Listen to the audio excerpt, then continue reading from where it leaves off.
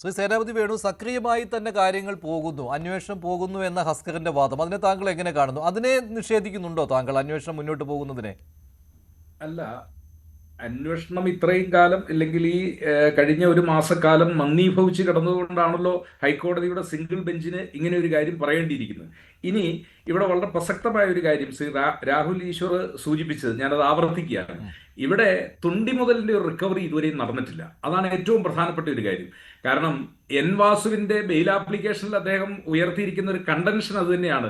98 ഇങ്ങനെ സ്വർണ്ണപ്പാളി പതിപ്പിച്ചിട്ടില്ല, അങ്ങനെ ഒരു സാധനം ഇല്ല എന്നുള്ള ഒരു കണ്ടൻഷൻ അദ്ദേഹത്തിന്റെ ബെയിൽ ആപ്ലിക്കേഷനിൽ പോലും അദ്ദേഹം റേസ് ചെയ്തിട്ടുണ്ട്. അപ്പോ ഇനി ഇവിടെ നമ്മുടെ മുമ്പിലുള്ള ഏറ്റവും പ്രധാനപ്പെട്ട ഒരു കാര്യം, അത് ദിണ്ടിഗൽ മണിയോ അല്ലെങ്കിൽ ദാവൂദ് മണിയോ ഡയമണ്ട് മണിയോ ആരുമായിക്കൊള്ളട്ടെ, ഇനി ഈ സ്വർണം റിക്കവറി ചെയ്യപ്പെടണം. എന്തുകൊണ്ടാണ് ഗോവർദ്ധന്റെ ബെയിൽ ആപ്ലിക്കേഷൻ ഇപ്പോൾ ഇന്ന് ഹൈക്കോടതി അത് നിരസിക്കാനുള്ള കാരണം, അവധിക്കാല ബെഞ്ച് നിരസിക്കാനുള്ള കാരണം, റിക്കവറി നടന്നിട്ടില്ല. ആ റിക്കവറി നടക്കാതെ ഈ കേസ് ഇത് നിയമത്തിന്റെ മുമ്പിൽ സ്റ്റാൻഡ് ചെയ്യല. സ്വർണം കൊണ്ടുപോയിട്ടുണ്ട് അല്ലെങ്കിൽ സ്വർണ്ണപ്പാളി പോയിട്ടുണ്ട് എന്നൊക്കെ നമുക്ക് എടുത്തെടുത്ത് പറയാമെങ്കിലും, അല്ലല്ല, അത് ഹൈക്കോടതിയുടെ ഉത്തരവിന് ശേഷവും അവിടെ ശാസ്ത്രീയ പരിശോധന നടത്തണം എന്ന് ഹൈക്കോടതി പറഞ്ഞതിന് ശേഷവും അതിലേക്ക് കൺക്ലൂഡ് ചെയ്യുവാനുള്ള തെളിവുകളുമായിട്ട് SITക്ക് മുന്നോട്ട് വരാൻ ഇതുവരെ സാധിച്ചിട്ടില്ല. ഇപ്പോൾ അവിടെയുള്ള ദ്വാരപാലക ശില്പങ്ങളിലെ സ്വർണ്ണപ്പാളികളും അതുപോലെ തന്നെ കട്ടിളപ്പാളികളിലെ സ്വർണ്ണപ്പാളികളും ഇതൊക്കെ ഒറിജിനലാണോ ഡ്യൂപ്ലിക്കേറ്റ് ആണോ എന്ന കാര്യത്തിലേക്ക് ഇതുവരെ ഒരു കൺക്ലൂഷൻ വന്നിട്ടില്ല. അതുകൊണ്ടാണ് ഞാൻ പറഞ്ഞത്, പ്രതികളെ അങ്ങനെ അനിശ്ചിതമായിട്ട് ജുഡീഷ്യൽ കസ്റ്റഡിയിൽ സൂക്ഷിക്കാനായിട്ട് പറ്റത്തില്ല. 60 ഡേയ്സ് കഴിഞ്ഞ് കുറ്റപത്രം സമർപ്പിക്കുന്നില്ല എങ്കിൽ അവര്, അല്ലെങ്കിൽ 90 ഡേയ്സ് കഴിയുമ്പോഴേക്കും അവർക്ക് നിയമപരമായി ജാമ്യം കിട്ടാനുള്ള ഒരു ഘട്ടത്തിലേക്ക് പോകുന്നു എന്നുള്ളതാണ്. അപ്പോ ഇനി എത്രയും പെട്ടെന്ന് ഈ സ്വർണത്തിന്റെ റിക്കവറി നടക്കണം. തത്തുല്യമായ സ്വർണോ അല്ലെങ്കിൽ ആ സ്വർണത്തിന് പകരം വേറെ ഏതെങ്കിലും സ്വർണം കിട്ടിയത് കൊണ്ട് ഈ കേസ് നിലനിൽക്കത്തില്ല, സ്റ്റാൻഡ് ചെയ്യത്തില്ല. പണ്ട് എവിഡൻസ് ആക്ടിലെ സെക്ഷൻ 27, ഇപ്പോൾ അത് BNSS മാറിക്കഴിഞ്ഞപ്പോഴേക്കും സെക്ഷൻ മാറിയിരിക്കുന്നു, പക്ഷെ നടപടി അത് തന്നെയാണ്.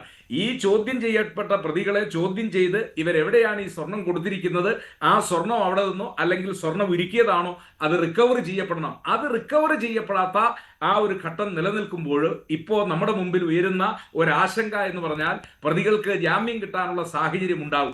ആ സാഹചര്യം ഉണ്ടായാൽ പിന്നെ ഈ കേസ് ഒരിക്കലും തെളിയാൻ പോകുന്നില്ല. അപ്പോൾ എത്രയും പെട്ടെന്ന് ഈ റിക്കവറി നടപടികൾ, അതായത് ഈ മോഷ്ടിച്ചു കൊണ്ടുപോയിരിക്കുന്ന ഇല്ലെങ്കിൽ അവിടുന്ന് എടുത്തു മാറ്റിയിരിക്കുന്ന സ്വർണം അത് റിക്കവറി ചെയ്യേണ്ട നടപടികൾ, ആ നടപടികൾ വീണ്ടും ശ്രീ ഗോവർദ്ധനെയും അതുപോലെ തന്നെ പങ്കജ് ഭണ്ഡാരിയെയും ചോദ്യം ചെയ്യുന്നതിലൂടെ മാത്രമേ അന്വേഷണം അവിടെ ചുറ്റിത്തിരിയുകയായിരിക്കും ഈ പറയുന്ന സ്വർണം റിക്കവറി ചെയ്യുന്നതിലേക്ക്. ഇതിൽ ഗൂഢാലോചനയിൽ പങ്കാളികൾ ആരാണ് എന്നുള്ള കാര്യം അത് തിരുവിതാംകൂർ ദേവസ്വം ബോർഡ്, അന്നത്തെ ഭരണസമിതി, തിരുവിതാംകൂർ ദേവസ്വം ബോർഡ് പ്രസിഡന്റും 2 അംഗങ്ങളും, ഇവരിൽ നിന്ന് മുകളിലേക്ക് പോകുമോ ഇല്ലയോ എന്നുള്ളതാണ്. കടകംപള്ളിയിൽ നിന്ന് സംശയ നിവൃത്തി വരുത്തുന്നതായിരിക്കും പ്രത്യേക അന്വേഷണ സംഘം, അങ്ങനെയും അനുമാനിക്കാമല്ലോ.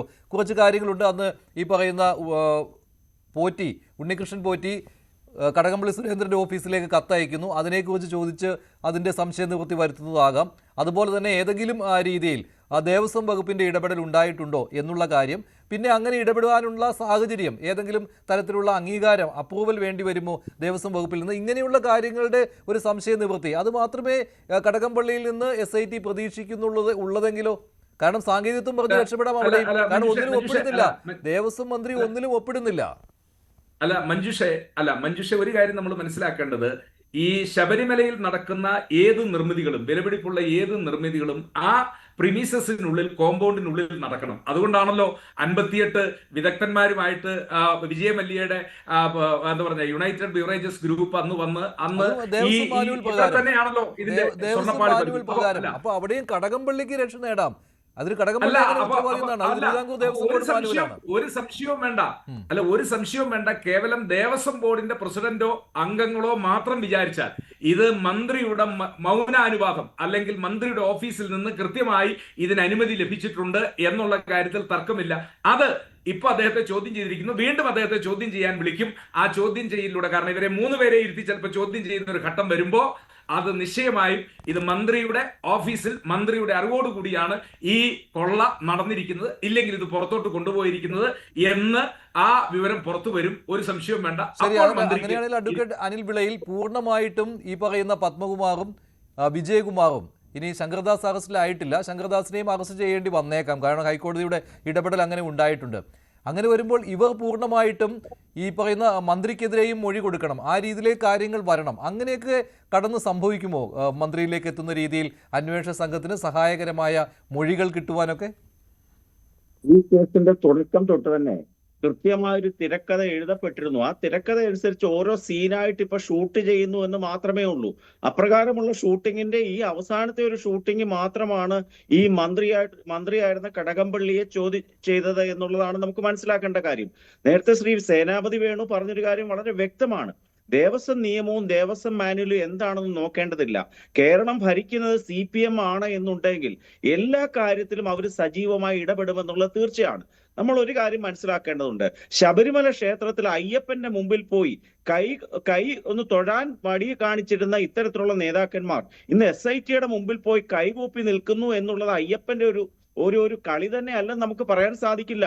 തീർച്ചയായിട്ടും ഇതിന്റെ അന്വേഷണം ഈ കടകംപള്ളിയിൽ മാത്രമായിട്ട് ഒതുങ്ങാൻ സാധിക്കില്ല. നമ്മൾ മനസ്സിലാക്കേണ്ട ഒരു കാര്യം, ഇന്ത്യയിലെ തെളിവ് നിയമങ്ങൾ അനുസരിച്ച് ഗൂഢാലോചന തെളിയിക്കുക എന്ന് പറയുന്നത് വളരെ ബുദ്ധിമുട്ടുള്ള ഒരു കാര്യമാണെന്ന് ദിലീപിന്റെ കേസ് ഉൾപ്പെടെ ഈ ക്രിമിനൽ കേസുകളുടെ വിസ്താരങ്ങൾ സൂക്ഷ്മമായി നോക്കുന്ന ആർക്കും മനസ്സിലാവുന്ന ഒരു കാര്യമാണ്. അതുകൊണ്ട് ഇക്കാര്യത്തിനെ പറ്റിയുള്ള അന്വേഷണം നമ്മൾ ശ്രദ്ധിക്കൂ. നമ്മളൊക്കെ ഈ കേസിന്റെ തുടക്കം തൊട്ട് എത്രയോ ചർച്ചയ്ക്ക് ഇരുന്ന് കഴിഞ്ഞതാണ്.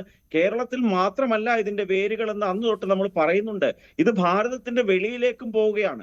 അതുകൊണ്ട് ഞാൻ ഉൾപ്പെടെയുള്ള വ്യക്തികൾ ബഹുമാനപ്പെട്ട ഹൈക്കോടതിയിൽ CBIയുടെ അന്വേഷണം ആവശ്യപ്പെട്ടുകൊണ്ട് ഹർജികൾ കൊടുത്തിട്ടുണ്ട്. ഇത് മനസ്സിലാക്കേണ്ട ഒരു കാര്യം, സോണിയാഗാന്ധിയുടെ ഓഫീസ് ശ്രീ സേനാപതി വേണു കോൺഗ്രസിന്റെ വക്താവായിട്ട് ഒരാൾ തന്നെയാണല്ലോ. ഈ സോണിയാഗാന്ധിയുടെ അനുജത്തി ഉൾപ്പെടെയുള്ള ആൾക്കാർക്ക് ഈ വിഗ്രഹക്കടത്ത് അല്ലെങ്കിൽ അമൂല്യ വസ്തുക്കളുടെ കച്ചവടമുള്ള മേഖലയിൽ പ്രവർത്തിക്കുന്നവരാണ്. അതുകൊണ്ടാണ് ഈ ഉണ്ണികൃഷ്ണൻ പോറ്റി ഉൾപ്പെടെയുള്ള ആൾക്കാർ ഈ ഭാരതത്തിന്റെ ഭരണരംഗത്ത് കഴിഞ്ഞ കുറെ ഏറെ കാലമായിട്ട് യാതൊരു ബന്ധവുമില്ലായിരിക്കുന്ന സോണിയാഗാന്ധി എന്തിനാണ് അവിടെ പോയി സന്ദർശിച്ചത്? അതിനെപ്പറ്റി കൂടെ അന്വേഷണം വേണം. അതൊന്നും AI ടെക്നോളജി ഉപയോഗിച്ച് ചെയ്തതാണെന്ന് ഇന്ന് വരെ ഒരു കോൺഗ്രസ് നേതാവും പറഞ്ഞിട്ടില്ലല്ലോ. അതുകൊണ്ട് ഒരു അന്താരാഷ്ട്ര ബന്ധം ഈജിപ്തിലേക്കും ഇറ്റലിയിലേക്കും ഇതിന്റെ അന്വേഷണം പോകേണ്ടതുണ്ട്. അതുകൊണ്ട് എത്രയും പെട്ടെന്ന് തന്നെ ബാക്കി തെളിവുകൾ നശിപ്പിക്കുന്നതിന് മുമ്പായിട്ട് ഈ അന്വേഷണം CBI ഏൽപ്പിക്കുകയാണ് എന്നുണ്ടെങ്കിൽ ഈ അന്വേഷണം ഈ പല AICCയുടെ ഓഫീസുകളിലേക്ക് വരെ നീളാനുള്ള സാധ്യതയുണ്ട്. ഞാൻ നേരത്തെ സൂചിപ്പിച്ചൊരു കാര്യമുണ്ട്, ഈ മന്ത്രിയുടെ ഓഫീസ് വരെയല്ല ഇതിന്റെ കേരളത്തിലെ അന്വേഷണം പോകുന്നത്. ഇതിന്റെ അന്വേഷണം സ്വാഭാവികമായിട്ടും AKG സെന്ററിലേക്കും പോകേണ്ടതുണ്ട്. കാരണം ഈ ഒരു ദേവസ്വം വകുപ്പിനെ പറ്റിക്ക് മന്ത്രിക്കൊന്നും പറയാനില്ല എന്ന് പറയുമ്പോൾ മന്ത്രി പറയുന്ന CPM പറയുന്നത് എന്തായിരിക്കും? ഞങ്ങൾ ഇത്തരത്തിലുള്ള കാര്യങ്ങളിൽ ഇടപെടില്ല. അതും പൂർണ്ണമായും തെറ്റാണ്.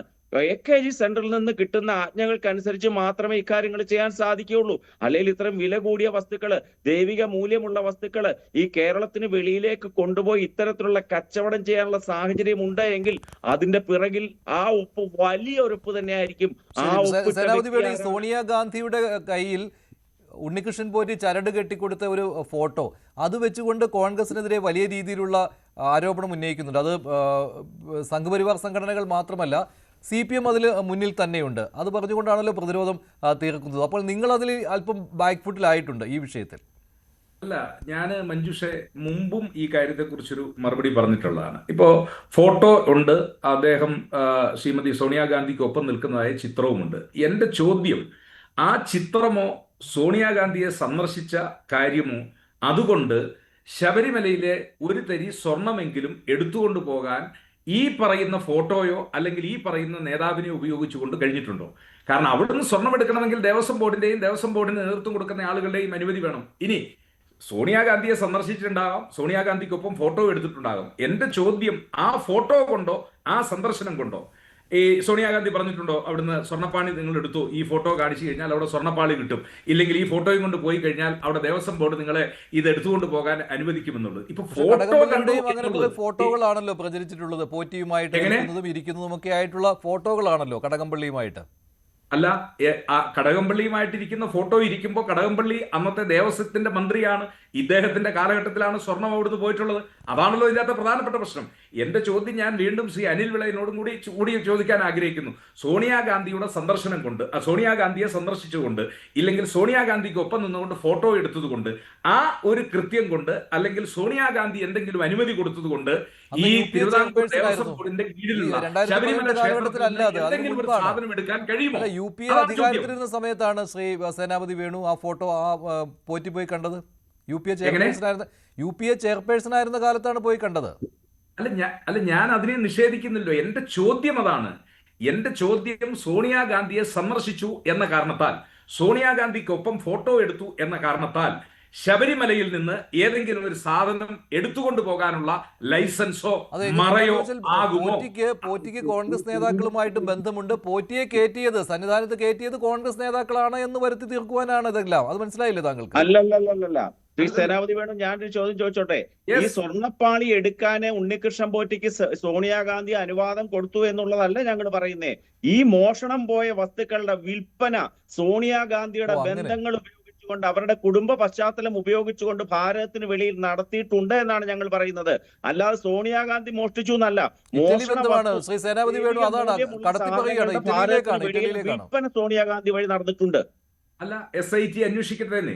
ഈ മോഷ്ടിച്ചെടുത്ത സാധനം എങ്ങോട്ടാണ് കൊണ്ടുപോയിരിക്കുന്നത്, ആര് വഴിയാണ്, ഇനി വിദേശത്തേക്കാണോ സ്വദേശത്തേക്കാണോ, സുഭാഷ് കപൂറിന്റെ കയ്യിലാണോ എത്തിയിരിക്കുന്നത്, അല്ല ഡയമണ്ട് മണിയുടെ കയ്യിലാണോ എത്തിയിരിക്കുന്നത്, അല്ലെ ദാവൂദ് മണിയാണോ, ആരെങ്കിലും പാട്ടെ എത്തിയിരിക്കുന്നത് എന്ന് അന്വേഷിക്കാൻ SITക്ക് കഴിയുമല്ലോ. SIT ആ വഴി ഇവരോട് ചോദ്യം ചോദിച്ചു കഴിയുമ്പോൾ ഓരോ കണ്ണി കിട്ടുമല്ലോ. ആ കണ്ണിയിൽ നിന്ന് മുകളിലേക്ക് പോകുമ്പോൾ സോണിയാഗാന്ധിയുടെ ബന്ധുക്കളോ ഇല്ലെങ്കിൽ അവരുമായി ബന്ധപ്പെട്ട ആരെങ്കിലും ആണോ ഇത് വിദേശത്തേക്ക് കടത്തി എന്നുള്ളത് അത് കൃത്യമായിട്ട് അന്വേഷിക്കാമല്ലോ. അന്വേഷണത്തിന് ആരെങ്കിലും തടസ്സം നിൽക്കുന്നുണ്ടോ? ഇപ്പോ സോണിയാഗാന്ധിയുടെ പേര് കൂടി ഇതിലേക്ക് വലിച്ചിഴച്ചുകൊണ്ട് യഥാർത്ഥ പ്രതികളെയും യഥാർത്ഥ കൃത്യത്തെയും അവിടെ ഒരു പുകമറ